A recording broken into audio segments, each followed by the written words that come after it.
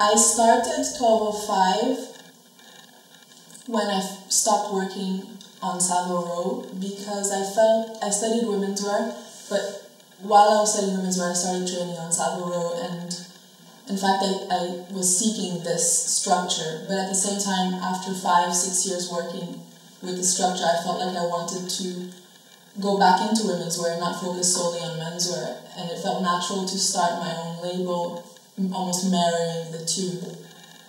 So 1205 came about. The Woolrich collection was really the idea of stripping back the masculine to reveal the feminine. And this came through looking at a lot of the archive pieces for hunting, fishing, and sportswear, outerwear, and taking out the outer layers and really focusing on the inner workings of the garments. Because obviously the outside is weatherproof, so you have very stiff fabrics, be it wool or technical fabrics, but then you have the inside, which are quilted, sleeveless, the shoulder line are really actually quite elegant because it allows for movement. The inside pockets, the trims are really beautiful because they'll line something in a wool, but then they'll pipe it in, I don't know, in a little lining or a silk. And those trims were really interesting to me when I was designing the collection because they felt more feminine and a little bit softer. It's continued to develop in that way in terms of taking masculine shapes and rendering them in feminine fabrics, and the opposite again, so taking feminine shapes and rendering them in masculine fabrics. And also it's been a real play of volume, because obviously if you take a man's garment and put it on a girl, it's going to look oversized, but then if you start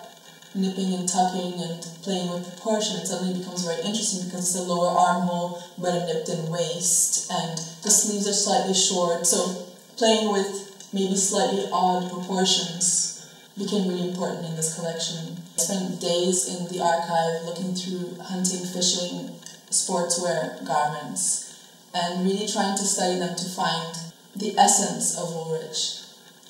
and secondly to almost try to strip everything back and find the femininity in these sportswear garments. So the things that attracted me the most was you would get an outerwear garment and a lot of them have removable interlinings or paddings, and I started removing all the layers, and once you remove the outer layers you were actually left with something that was quite draped. And so I started stripping everything back and I started coming up with very feminine shapes, but they were drawn from these masculine functional garments, and that was really interesting to me, and that's how the collection started.